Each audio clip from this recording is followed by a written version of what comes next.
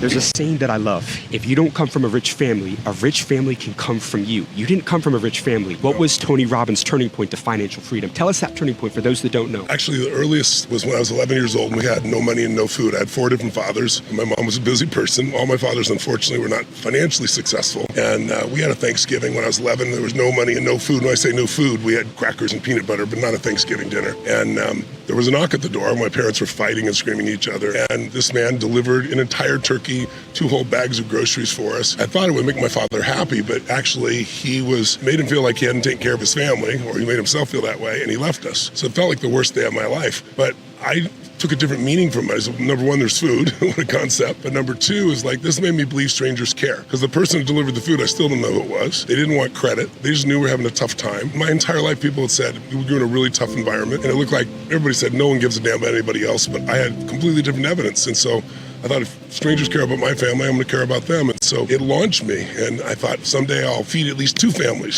So at 17, I fed 2, and then I got to 4, and then 8. A little small company I grew, and eventually I got to 4 million people a year. And then 12 years ago, I decided I wanted to provide 1 billion meals in the United States. And so now that's grown. My whole life has grown from this focus on how do you give more, not how do you get more. Beyond the economics, it makes you feel fully alive, like your life has real meaning. So I'm very grateful for what I thought was my worst day became my best day. At 17 years old, you found one of your first mentors, Jim